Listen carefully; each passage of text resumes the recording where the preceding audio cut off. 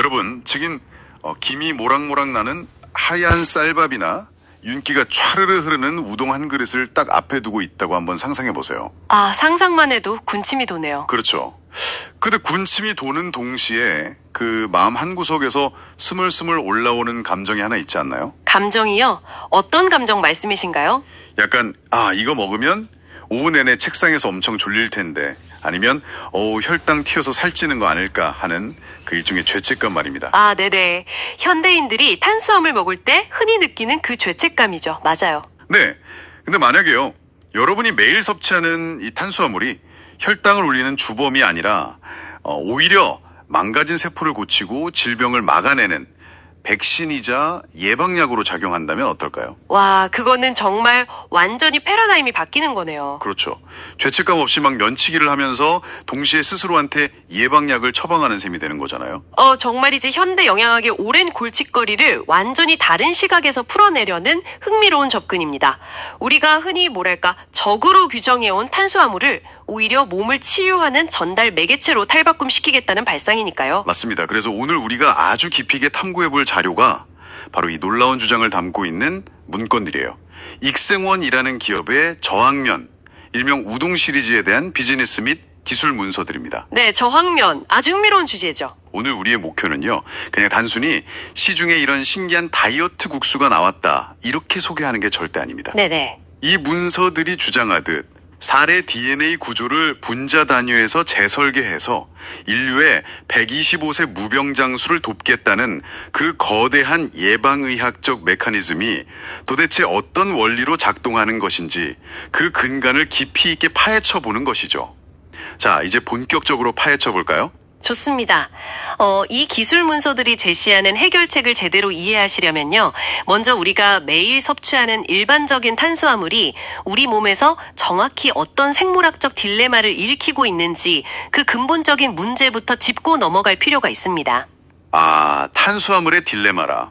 사실 점심에 짬뽕이나 파스타 같은 밀가루 음식을 딱 먹고 나면 오후 2시쯤 책상 앞에서 거의 기절할 뻔한 경험 다들 있으실 겁니다. 네, 소위 말하는 식곤증이죠. 그쵸. 게다가 한두 시간 지나면 귀신같이 또 배가 고파지는 그 약간 헛배고픔까지 찾아오잖아요. 맞아요. 이게 다 탄수화물이 빠르게 포도당으로 분해되면서 혈당이 급격하게 치솟다가 인슐린 폭격으로 다시 뚝 떨어지는 그 혈당 스파이크 현상 때문인 거죠. 정확합니다.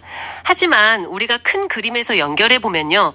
이 매일 반복되는 혈당의 롤러코스터가 단순히 오후의 피로감, 체중 증가에서 끝나는 문제가 아니라는 걸 알 수 있습니다. 그러면요? 예방의학적 관점에서는 훨씬 더 치명적인 결과를 낳을 수 있거든요. 오늘 살펴본 자료에서는 이 지점을 설명하기 위해 아주 흥미롭게도 미국의 로널드 레이건 전 대통령의 투병 사례를 언급하고 있습니다. 레이건 대통령이요. 꽤 오랜 기간 알츠하이머로 투명하셨던 분이잖아요. 네, 맞습니다. 근데 치매와 탄수화물이 구체적으로 어떻게 연결된다는 건가요? 약간 뜬금없다는 생각도 드는데요. 흔히 알츠하이머 같은 뇌질환을 뇌세포에 피할 수 없는 노화 현상이라고 생각하기가 쉽잖아요. 네, 보통 나이 들면 자연스럽게 생기는 거라고 생각하죠. 하지만 최근 의과학계에서는요, 알츠하이머를 가리켜서 제3형 당뇨병이라고 부르기도 합니다. 뇌에 생기는 당뇨병이요? 와, 처럼 듣는 표현이에요. 네, 바로 뇌에 발생하는 인슐린 저항성 때문인데요. 아까 말씀하신 그 혈당 스파이크가 오랜 기간 계속 반복되면 인슐린이 제 기능을 하지 못하게 됩니다. 네네. 뇌세포 역시 포도당을 에너지원으로 써야 하는데 인슐린 저항성이 생기면 뇌세포가 에너지를 흡수하지 못하게 되는 거죠. 그러니까 뇌세포가 밥을 못 먹는 거네요. 그렇죠. 말 그대로 굶어 죽게 되는 겁니다. 이 문서들의 논리는 바로 이 지점을 파고듭니다. 평상시에 우리가 주식으로 먹는 탄수화물을 혈당 스파이크가 없는 형태로 바꾸는 것만으로도 뇌세포가 굶어 죽는 것을 막고 치매를 방어하는 가장 강력한 1차 방어막이 된다는 것이죠. 그러니까 매일 먹는 주식 자체의 성질을 완전히 바꿔서 뇌의 인슐린 저항성을 막겠다는 거군요. 네, 정확합니다. 그런데 이 자료들이 그 핵심 해결책으로 제시하고 있는 게 바로 저항 전분, 그 RS3라는 거잖아요. 네, 맞아요. 근데 잠깐만요. 제가 알기로 저항 전분은 말 그대로 소화 효소에 저항해서 소화가 안 되는 전분이잖아요. 그렇죠. 소화가 잘 안 되죠. 아니 소화도 안 되는 걸 주식으로 먹으라니 위장에 엄청난 부담을 줘서 마치 그 소화 안 되는 돌덩이를 삼키는 것 같은 기분일 텐데요. 충분히 그렇게 생각하실 수 있죠. 이런 걸 어떻게 매일 먹는 국수로 만든다는 건지 저는 좀 약간 의아합니다. 아주 날카로운 지적입니다. 실제로 저항 전분이 혈당을 올리지 않고 장 건강에 유익하다는 것은 학계에 이미 잘 알려져 있어요. 네네. 하지만 말씀하신 대로 식감이 너무 뻣뻣하고 위장에서 쉽게 분해되지 않아서 소화불량을 일으킨다는 아주 치명적인 한계가 있었습니다. 그쵸. 먹기 불편하면 안 먹게 되니까요. 익생원의 기술 문서들은 이 딜레마를 나노 페이스트 공법 그리고 특수 분자 결합이라는 두 가지 엔지니어링으로 해결했다고 주장합니다. 나노 페이스트 공법이요? 이름만 들어서는 뭐랄까 물리적으로 엄청나게 미세하게 쪼갰다는 느낌이 오는데요. 맞습니다. 구체적으로 어떤 원리인가요? 먼저 원재료의 선택부터가 다릅니다. 일반적인 쌀이 아니라 고아밀로스 가루쌀을 사용하거든요. 고아밀로스요? 네, 전분은 크게 아밀로스와 아밀로펙틴으로 나뉘는데 우리가 보통 먹는 찰진 밥이나 떡 있죠. 네, 쫀득쫀득한 거. 거기엔 나뭇가지처럼 아주 복잡하게 얽힌 아밀로펙틴이 많아서 소화 효소가 쉽게 달라붙고 금방 당으로 분해됩니다. 아, 그래서 떡 먹으면 혈당이 확 오르는 거군요. 맞아요. 반면에 아밀로스는 일자 형태의 사슬 구조라서 효소가 쉽게 접근하지 못하죠. 아하. 이 고아밀로스 쌀을 머리카락 굵기의 수만 분의 1츠기, 즉 나노 단위로 미세하게 분쇄해서 완전히 액체에 가까운 페이스트 상태로 만드는 겁니다. 아, 그러니까 화학적으로는 소화효소에 막 버티는 성질을 가졌지만 물리적인 입자 자체는 나노급으로 미세하게 갈아버렸기 때문에 네, 그쵸. 위장에서는 막 돌덩이처럼 느껴지는 게 아니라 그냥 물이나 아주 부드러운 수프처럼 어떤 저항감도 없이 쑥 넘어가게 된다는 거군요. 정확하게 이해하셨습니다. 아, 위장에서는 위장약을 먹은 것처럼 속이 편안하다는 그 문서의 주장이 이제야 좀 이해가 됩니다. 네, 그런데 여기서 그치지가 않습니다. 위를 부드럽게 통과한 이 반죽은 고온에서 찌는 과정, 즉 호화 과정을 거친기에 특정 온도에서 급격히 냉동시키는 숙성 과정을 거치게 됩니다. 뜨겁게 쪘다가 갑자기 얼린다고요? 네. 열을 가해서 전분 구조를 느슨하게 쫙 풀었다가 갑자기 차갑게 얼리면서 전분 사슬들이 이전보다 훨씬 더 조밀하고 단단하게 자기들끼리 뭉치게 만드는 현상, 즉 노화를 유도하는 겁니다. 아, 노화 현상이요? 네, 이를 통해서 현존하는 가장 강력한 형태의 저항 전분인 RS3 구조가 완성되는 거죠. 야, 그러니까 뜨겁게 풀었다가 차갑게 콱 얼리면서 전분의 밀도를 극도로 높여버리는 거네요. 맞습니다. 근데 제가 이 기술 문서를 읽으면서 가장 흥미로우면서도 약간 의문이 들었던 부분이 있어요. 어떤 부분이죠? 단순히 쌀 전분만 이렇게 뭉친 게 아니라 그 구조 안에 포도나 토마토 같은 과일 추출물을 분자 단위로 결합시켰다고 나오거든요. 네, 문서에 그렇게 명시되어 있죠. 아니 뭐 과일즙을 반죽에 섞는 건 흔히 보는 방식이잖아요. 근데 분자 단위의 결합이라는 건 도대체 무슨 뜻인가요? 여기서 정말 흥미로운 점은요, 이 과일 추출물이 단순한 향료나 색소 역할을 하는 게 절대 아니라는 겁니다. 그럼요. 예를 들어 포도에서 추출한 주속산이라는 유기산이 있습니다. 전분을 아까 뜨겁게 찌고 다시 냉동 숙성시킨다고 했잖아요. 네네. 그 결정화 과정에서 이 주속산 분자들이 전분의 긴 사슬들 사이사이로 파고 들어가서 화학적으로 아주 강력한 다리를 놓아버립니다. 다리를 놓는다고요? 잠깐만요. 제가 머릿속으로 그림을 한번 그려볼게요. 네, 해보시죠. 만약에 일반적인 전분이 여러 가닥의 느슨한 실타래라고 한다면 소화 요소들이 막 가위질을 해서 쉽게 툭툭 끊어버릴 수 있잖아요. 그렇죠. 아주 쉽게 끊기죠. 그런데 방금 말씀하신 그 주석산이 실타래 사이로 들어가서 결합한다는 건 마치 그 느슨한 실타래들을 꽉 꼬아서 그 사이에 철심을 박아넣은 오. 아주 두껍고 튼튼한 강철 로프로 만들어버린다는 뜻이네요. 이야, 완벽한 비유입니다. 강철 로프. 그러니까 소화 효소들이 제 아무리 가위질을 하려고 막 덤벼들어도 강철 로프로 변해버린 전분 사슬은 절대 끊어낼 수가 없는 거군요. 맞습니다. 바로 그 강철 로프 같은 구조 때문에 소화 효소가 전분을 포도당으로 끊어내지를 못하고 결국 혈당 스파이크가 애초에 일어날 수가 없게 되는 겁니다. 와, 강철 로프라는 이미지를 딱 떠올리니까 이 복잡한 화학 반응이 단번에 이해가 됩니다. 비유를 너무 잘해주셨어요. 자, 그렇다면 익생원 측은 이렇게 소화 효소를 완벽하게 튕겨내는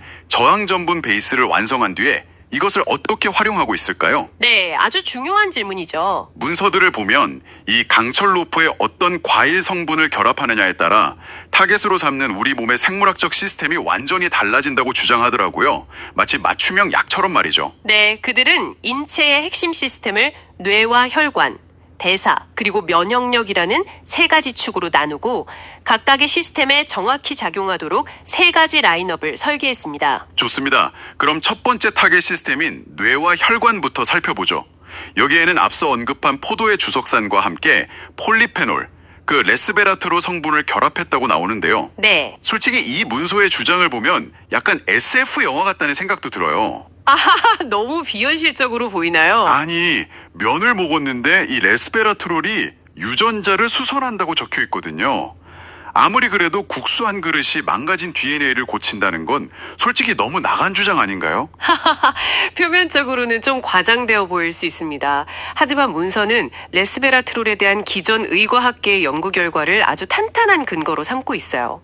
어떤 연구 결과죠? 레스베라트롤은 우리 세포 내에서 노화를 억제하고 손상된 DNA를 수선하는 단백질인 서투인이라는 장수 유전자를 활성화시키는 것으로 이미 잘 알려져 있거든요. 아, 서투인 유전어요? 네, 익생원의 논리는 이렇습니다.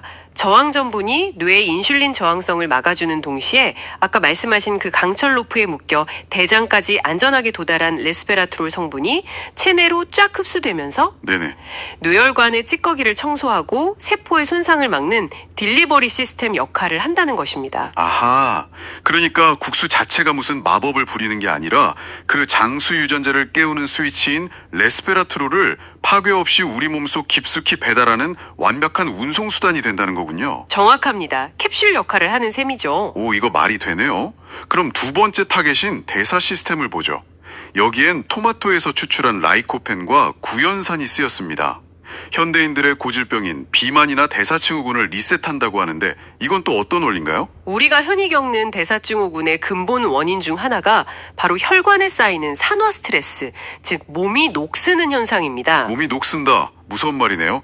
토마토의 붉은색을 내는 라이코펜은요, 현존하는 가장 강력한 항산화 물질 중 하나거든요. 네네, 항산화 물질. 이게 혈관 위에 쌓인 활성산소를 제거하고 굳어진 혈관을 부드럽게 복원하는 일종의 녹 제거제 역할을 합니다. 아, 혈관의 녹을 벗겨내는군요. 맞아요.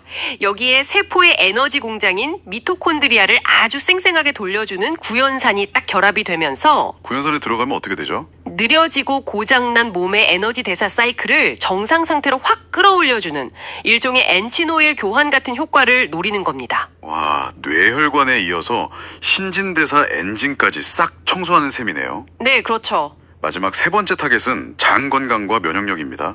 사과에서 추출한 엘사과산과 팩틴이 저항 전분과 결합했다는데 저는 개인적으로 이 세 번째 메커니즘이 가장 흥미롭더라고요. 오, 어떤 면에서요? 핵심 기전이 낙산 생성이라고 적혀 있거든요. 근데 이 낙산이 구체적으로 장벽을 어떻게 복원한다는 건지 전문가님이 설명해 주실 수 있나요?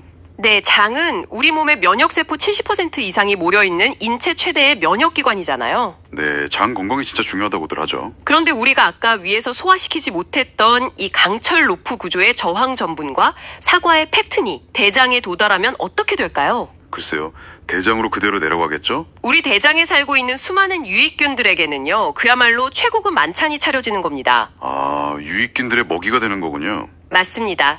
유익균들이 이 저항 전분을 폭발적으로 먹고 발효시키는 과정에서 뿜어내는 대사산물이 있는데 그게 바로 낙산이라는 짧은 사슬 지방산입니다. 그러니까 유익균들이 밥을 먹고 만들어낸 일종의 천연 부산물이네요. 그렇습니다.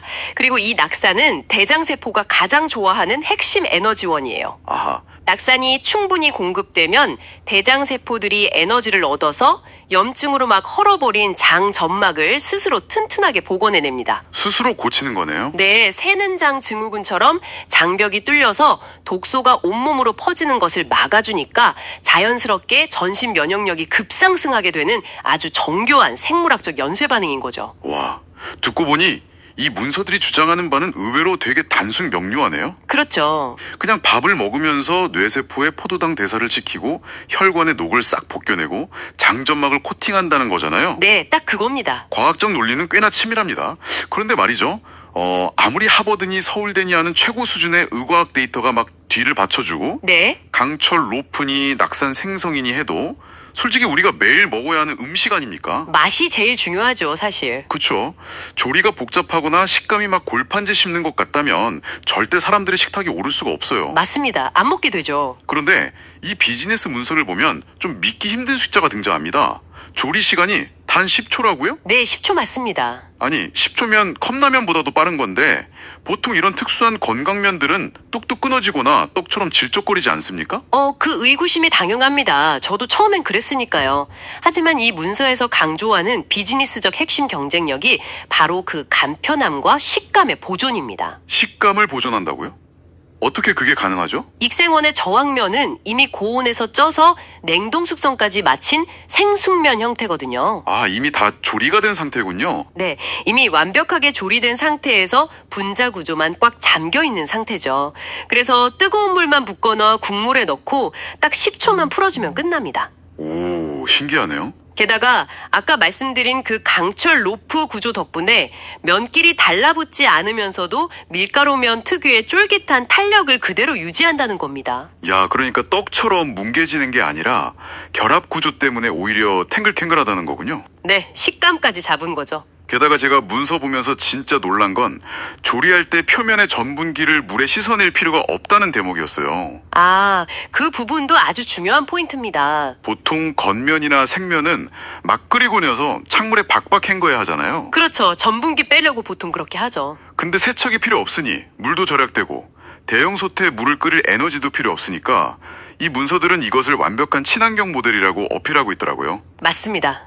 심지어 등산이나 낚시터 같은 야외에서는 불이나 물조차 필요 없이 그냥 봉지를 뜯어서 찢어 먹을 수도 있다는 확장성까지 제시하고 있어요. 네, 농산물인 가루쌀을 소비해서 농업을 살리고 물과 에너지를 절약해서 환경을 보호하며 또 국민 건강 증진으로 의료비까지 절감할 수 있다는 매우 다각적인 비즈니스 모델을 제시하고 있기 때문이죠. 와, 농업, 환경, 의료까지 한 번에 잡는 거네요? 그렇다면 이 모든 게 무슨 의미일까요? 단순히 소화 잘 되고 살 안 찌는 국수가 발명되었다 수준의 이야기가 아니라는 건 확실해졌습니다. 이것은 우리 사회에 아주 중요한 질문을 던집니다. 어떤 질문이죠? 현대인들이 몸에 나쁜질 뻔히 아는 저도 패스트푸드와 정제 탄수화물에 열광했던 이유는 결국 그 압도적인 간편함과 맛 때문이었잖아요. 그쵸. 당장 맛있고 편하니까요. 반면에 예방의학이나 건강식은 언제나 많은 시간, 비싼 비용, 그리고 맛의 타협을 요구해 왔습니다. 건강에 좋으니까 맛없는 건 참아라. 이런 식이었죠. 맞아요. 건강식 챙겨 먹는 게 일종의 노동이었죠. 그런데 만약에 뜨거운 물 10초라는 극단적인 간편함 속에 최첨단 의과학이 입증하는 정교한 질병 예방 메커니즘이 완벽하게 결합되어서 대중화된다면 어떻게 될까요? 와, 상상이 잘 안 되는데요? 인류의 일상적인 식탁과 병원의 치료실, 즉 식품 산업과 의료 산업 사이에 아주 견고했던 경계가 완벽하게 무너지는 거대한 패러다임의 전환이 일어날 수 있습니다. 탄수화물을 바꾸면 인생이 바뀐다. 익생원의 이 슬로건이 처음엔 좀 뻔한 마케팅 문구인 줄 알았거든요. 네, 보통 그렇게 생각하죠. 근데 오늘 자료를 통해서 그 이면에 분자 생물학적 메커니즘을 쫙 파헤쳐 보니까 이게 상당히 묵직한 과학적 선언이었네요. 맞습니다. 매일 습관처럼 섭취하는 주식이 치매를 막고 면역력을 키우는 가장 쉽고 빠른 실천이 될 수 있다는 그들의 비전은 확실히 흥미롭습니다. 여러분도 오늘 저녁 식탁에 오를 힐쌀밥이나 면 요리를 한번 새로운 시각으로 바라보시면 어떨까요? 네, 아주 좋은 접근입니다. 이 탄수화물은 지금 내 몸속에서 혈당 스파이크를 일으키고 있을까? 아니면 장내 유익균들에게 최고급 만찬을 제공하고 있을까? 하고 말이죠. 우리가 무심코 씹어 삼키는 매 끼니가 사실은 우리 몸의 세포를 병들게 하거나 혹은 다시 젊어지게 프로그래밍하는 아주 중요한 생물학적 정보의 입력 과정이라는 사실을 잊지 않으셨으면 좋겠습니다. 건가요? 만약 이 기술 문서들의 주장처럼 우리의 주식인 쌀과 면이 분자 단위에서 완벽한 타겟형 예방약으로 재설계되어서 널리 보급된다면 말이죠. 네네. 먼 미래에는 밥을 다 먹고 나서 알약 형태의 영양제나 약을 물과 함께 탁 털어놓는 행위 자체가 아주 촌스럽고 구시대적인 유물이 되지 않을까요? 야, 정말 그럴 수도 있겠네요. 약 챙겨 먹는 게 옛날 일이 되는 거죠. 그쵸? 질병을 진단받고 약국에서 약을 처방받는 그 익숙한 풍경 속에서 어쩌면 여러분의 주방 찬장이 동네 약국을 완전히 대체해버리는 미래, 명확했던 의료의 영역이 우리의 따뜻한 저녁 식탁 위로 조용히 스며들고 있는 그 놀라운 첫걸음이 이미 여러분의 젓가락 끝에서 시작되었을지도 모릅니다. 오늘 준비한 심층 탐구는 여기까지입니다. 여러분의 다음 식사가 여러분을 더 건강하게 만들길 바라겠습니다.